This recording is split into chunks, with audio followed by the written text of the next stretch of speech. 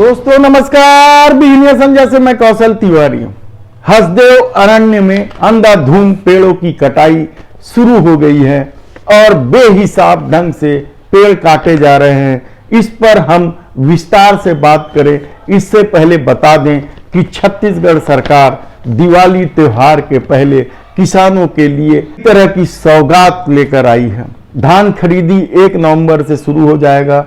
राजीव गांधी न्याय योजना के तहत किसानों के खाते में 17 अक्टूबर को पैसे जमा हो जाएंगे। इसके साथ ही ग्रामीण कृषि मजदूर न्याय योजना, गोधन न्याय योजना के तहत भी पैसे किसानों को, ग्रामीण मजदूरों को मिलने लगेगी। इसमें कहीं कोई दो राय नहीं है कि माटी पुत्र, कृषि पुत्र कहलाने वाले छत्तीसगढ़ के मुख्यमंत्री भूपेश बघेल ने ग्रामीण अर्थव्यवस्था को मजबूत करने के लिए कई तरह की योजनाएं लागू की है। और कल तो इस कड़ी में जिला सहकारी बैंक भी उतर आया और उन्होंने किसानों के हित में कई महत्वपूर्ण फैसले लिए। पत्रकार वार्ता में जिला सहकारी बैंक के अध्यक्ष पंकज शर्मा ने जो कुछ कहा वह किसानों के हित में एक नया आयाम गढ़ने वाला है। शुरू कर ली है। मेरे बनने के बाद 2 शाखाएं और शुरू हुई हैं और माननीय मुख्यमंत्री जी भूपेश बघेल जी के प्रयास से 310 जो समितियां थी, अब 550 समितियां संचालित हैं। 6 जिले इसमें सम्मिलित हैं: रायपुर, महासमुंद, गरियाबंद, धमतरी, बलौदाबाजार और सारंगढ़। अभी हम लोग का प्रयास ये है कि ज़्यादा से ज़्यादा ब्रांचेस कोऑपरेटिव बैंक की होना चाहिए, ताकि किसान साथियों को अपने जो दैनिक कार्य है बैंक से संबंधित, उसके लिए कहीं दूर जाने की आवश्यकता न पड़े। 3 शाखाओं का प्रस्ताव हम लोगों ने भेजा है और 10 शाखाओं का सर्वे हम कर रहे हैं। उनका प्रस्ताव भी बहुत शीघ्र हम भेज देंगे।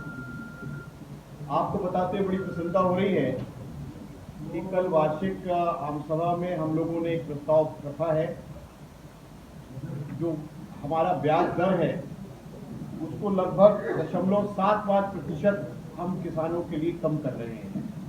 ये एक बहुत प्रभावशाली कदम होगा हमारे किसान साथियों को।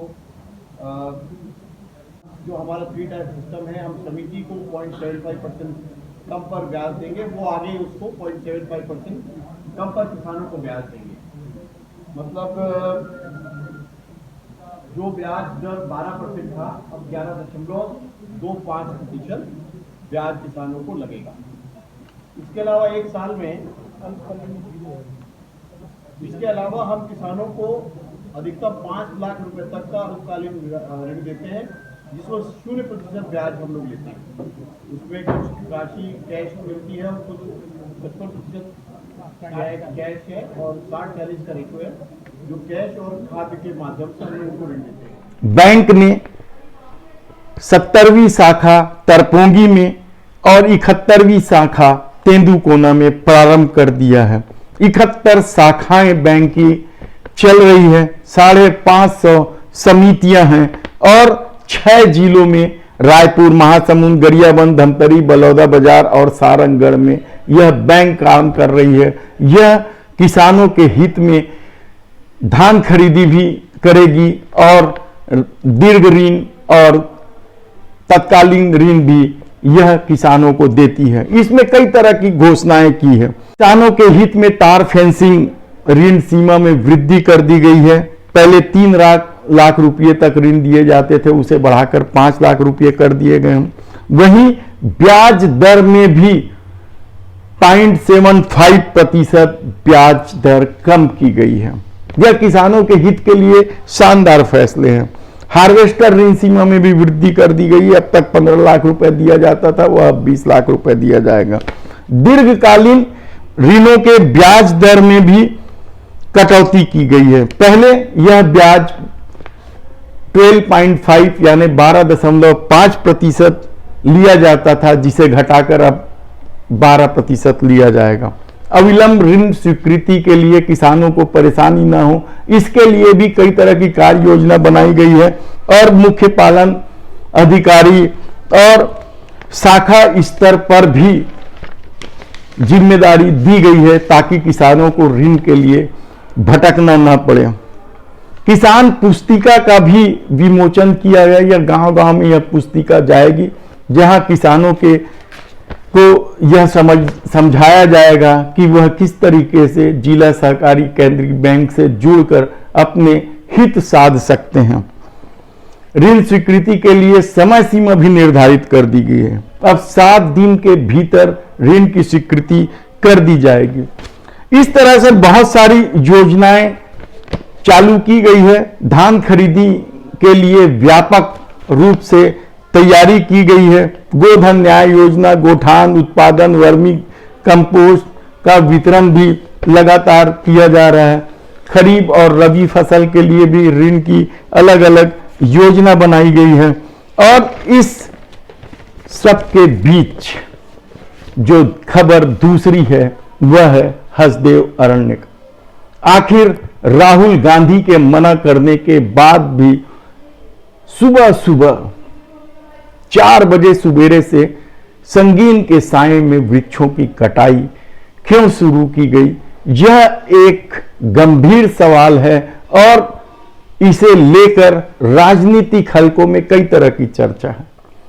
भाजपा इससे दूर है, क्योंकि यदि मामला अडानी अंबानी का हो तो छत्तीसगढ़ भाजपा कैसे उस पर कूद सकती है, क्योंकि पूरा देश जानता है कि अडानी और अंबानी को किसका प्रश्रय है। हालांकि राहुल गांधी ने खुलेआम नरेंद्र मोदी पर आरोप लगाया है कि वे अडानी और अंबानी के चक्कर में इस देश को बर्बाद कर रहे हैं। लेकिन छत्तीसगढ़ में क्या भूपेश सरकार भी अडानी के आगे नतमस्तक हो गया? क्या वजह है? इसे लेकर कई तरह की चर्चा है। कोई लेन देन का मामला भी बताता है, लेकिन नान घोटाला का मामला भी जब उठने लगा है तो क्या उसके तार इससे भी जुड़े हैं? सवाल इसलिए महत्वपूर्ण है क्योंकि 36,000 करोड़ के नान घोटाले को लेकर डॉक्टर रमन सिंह बुरी तरीके से घिरे हुए हैं। डायरी में सीएम सर और सीएम मैडम का जिक्र है, लेकिन क्या सबूत है? यदि सत्ता चाहे कि कोई सबूत नहीं है तो फिर यह सब कैसे सबूत हो सकता है? शायद यही वजह है कि सीएम सर चिंतामणि सर हो गए हैं। ऐसी परिस्थिति में क्या कुछ अधिकारियों को बचाने के लिए भूपेश सरकार राहुल गांधी की अवहेलना कर रहे हैं? यह एक गंभीर सवाल है। इस पर हम फिर कभी विस्तार से चर्चा करेंगे कि वे 2 अधिकारी जो अनिल टुटेजा और आलोक शुक्ला के नाम सामने आ रहे हैं, उनकी क्या भूमिका रही है, वे कब कब इस नान घोटाले में लिप्त रहे हैं, सीबीआई या ईडी और कोर्ट ने क्या कुछ कहा है, यह एक अलग और लंबी कहानी है। लेकिन अभी जब हसदेव अरण्य की कटाई शुरू हुई तो वह किसी भी पर्यावरण प्रेमी के लिए या छत्तीसगढ़ का हित समझने वालों के लिए यह एक भयावह त्रासदी और दहशत खड़ा करने वाला है। कुछ ही घंटों में हजारों पेड़ काट दी गई और इसके लिए मशीन का भी सहारा लिया गया कहा जा रहा है। हालांकि वहां न आदिवासी जा सकते हैं उन क्षेत्रों में और न ही मीडिया कर्मियों को जाने दिया जा रहा है। ऐसे में जो खबरें आ रही है वह उसकी पुष्टि हम नहीं कर पा रहे हैं, लेकिन कहा जा रहा है कि बहुत सारे आदिवासियों को गिरफ्तार कर लिया गया है।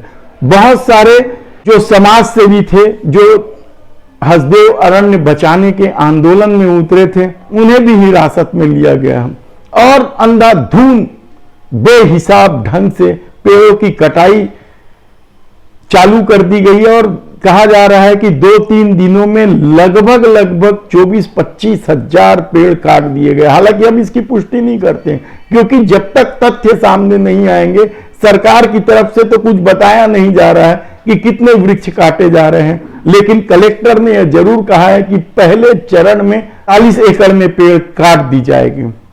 कुल 13,000 हेक्टेयर क्षेत्र में यह खदान चालू होना है, तो क्या सब कुछ काट दिया जाएगा?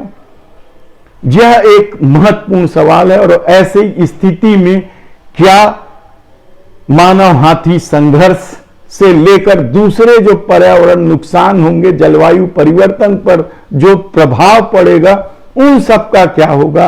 क्या छत्तीसगढ़ में सूखे की एक नई खेप आएगी? यह बहुत सारे सवाल है। देखना है कि आने वाले दिनों में इस मामले को लेकर क्या कुछ होता है। राहुल गांधी से मिलने के लिए बहुत सारे आदिवासी और सामाजिक संगठन जाने वाले हैं। राहुल गांधी फिर क्या इस पर निर्णय लेंगे, यह एक अलग बात है, क्योंकि पेड़ों की कटाई तो शुरू हो गई और हजारों पेड़ काट दिए गए हैं। ऐसी परिस्थिति में क्या कुछ होगा? राजनीति क्या कहती है? भाजपा क्यों खामोश है? यह किसी से छिपा नहीं है। तब छत्तीसगढ़ में जंगल कैसे बचेंगे? क्योंकि नगरनार को लेकर भी तो भूपेश सरकार विवाद में है। कहा जा रहा है कि नगरनार की जमीन चुपचाप ढंग से एनएमडीसी को दे दी गई है। जनता कांग्रेस के अध्यक्ष अमित जोगी ने इस पर गंभीर सवाल उठाए हैं।